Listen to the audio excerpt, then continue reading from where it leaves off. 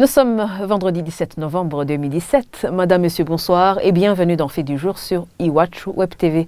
Plus de 4000 dépositions recueillies dans les provinces de Luyigui et Muramvya. Cela a été dit par le président de la commission Vérité et Réconciliation, Monseigneur Jean-Louis Nahimana. C'était lors d'une conférence de presse animée dans la matinée de ce vendredi.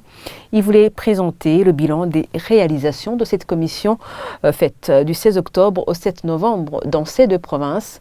Il a affirmé que bientôt la CVR va arriver à plus de 50% du travail qu'elle doit exécuter. D'après Monseigneur Jean-Louis Nahimana, ceux qui avancent que la CVR travaille au ralenti ont tort. Je propose de le suivre. La justice transitionnelle, c'est un processus, ce n'est pas un travail vraiment qui va s'arrêter avec les 3-4 ans. On ne peut pas réconcilier un peuple par coup de décret. Donc nous sommes ici pour écouter les gens, pour essayer de mettre à la lumière ce qui s'est passé. Mais après avoir constitué cette base de données, il nous est demandé alors de préparer un programme de réconciliation qui va continuer même après la commission Vérité et Réconciliation. Donc notre travail va s'arrêter sur les recommandations. Parce qu'il y en a qui confondent... Donc il y a cette notion de justice que nous devons clarifier. Nous sommes en train d'enquêter. Nous allons, après l'enquête, nous allons passer à la phase d'analyse. Cette fois-ci, c'est une phase qui va être faite par des spécialistes, par des équipes pluridisciplinaires, dans un cadre scientifique et rationnel.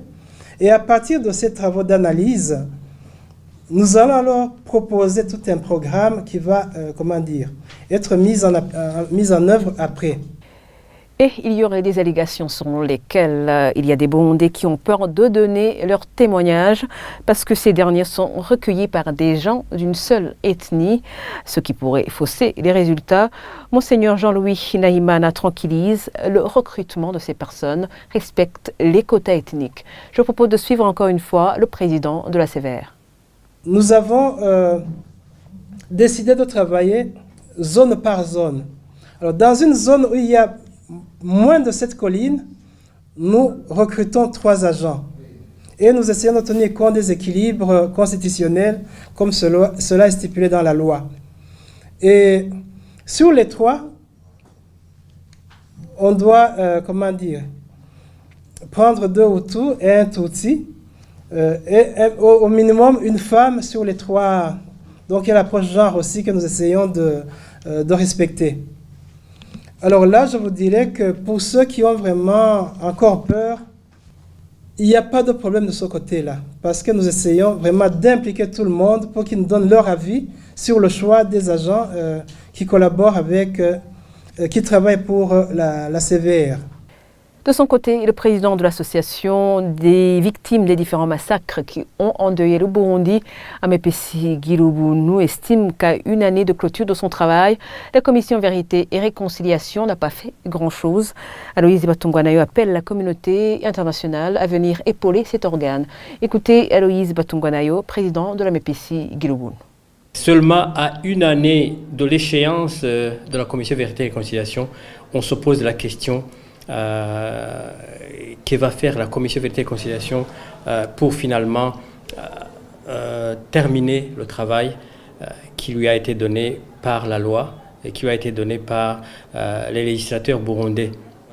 On se pose la question alors, est-ce que la vérité sur les crimes commis au Burundi sera connue seulement avec une partie du travail fait?